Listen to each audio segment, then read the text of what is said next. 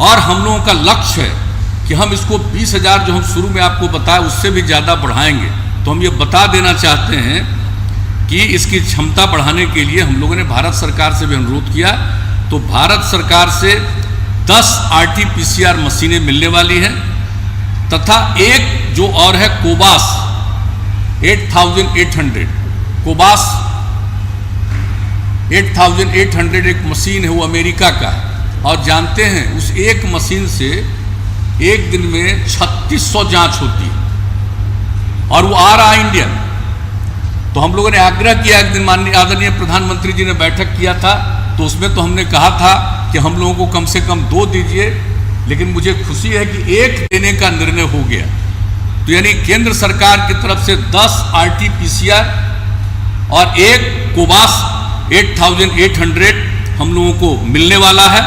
और राज्य सरकार इसके अलावे यानी जो हम बता रहे हैं 11,350 जो जांच चल रही है उसके अलावे की बात हम ये बता रहे हैं। अब उसके आगे राज्य सरकार 10 RT-PCR मशीन खरीद रही है और जैसा हमने बताया केंद्र से भी 10 RT-PCR मिलेगा और एक कोबास 8800 वो मिलेगा। तो ये जान लीजिए, इसको लेकर के हमारे यहाँ RT-PCR के अंतर्गत जांच की क्षमता हो जाएगी 23,350। और उसके अलावे एक दूसरी मशीन है ट्रूनेट मशीन। अब उस ट्रूनेट मशीन के माध्यम से जांच की क्षमता आज ही हमारे यहाँ 4,400 की है। और उसके अलावे जो सबसे ज़्यादा जांच हो रहा है वो हो रहा है रैपिड एंटीजन टेस्ट। और यह जो एंटीजन टेस्ट है मात्र 15 मिनट में ये पूरा होता है।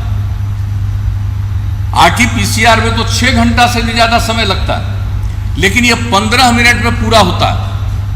और इसका जो पॉजिटिव है वो पक्का है और ट्रूनेट मशीन से जो निगेटिव आता है वो भी बहुत पक्का है। तो इस तरह से जो हम लोगों ने बड़े पैमाने पर और क्या किया, हम लोगों ने जो प्रखंड स्तर पर हम लोगों का स्तर है, जो अस्पताल है, उन सब जगहों पर भी प्राथमिक स्वास्थ्य केंद्र तक हम लोगों ने पहुंचा दिया।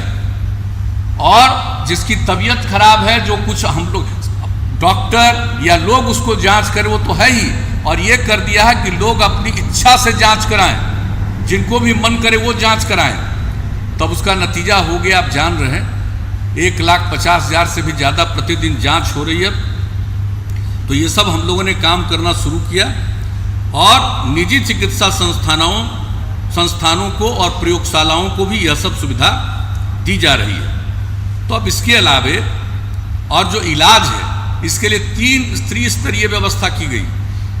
एक तो किसी की तबीयत खराब होती है उनको होम आइसोलेशन में भी कहा जाता है रहिए, वो तो घर में, लेकिन जो होम आइसोलेशन के बाहर रह करके जिनको इलाज के लिए जाना पड़ सकता है, तो 3 तरह की सुविधा है। कोविड केयर सेंटर, दूसरा है Covid health centre. Covid care centre में जो सबसे कम जिसकी तबीयत पर असर रहता है, उसके ऊपर कोविड हेल्थ सेंटर, और उसके ऊपर जो सबसे अधिक खराब स्थिति में होते हैं उसके लिए डेडिकेटेड कोविड अस्पताल, इसका निर्माण करके इसकी व्यवस्था की गई है ताकि किसी को किसी प्रकार की कठिनाई नहीं हो। और पर्याप्त संख्या में ऑक्सीजन मुक्त बेड हैं, ICU है, वेंटिलेटर का इंतजाम है। जितना इंतजाम किया है उतना अभी सबके यूज करने की भी ज़रूरत नहीं पड़ती है। ये स्थिति हम बता देना चाहते हैं।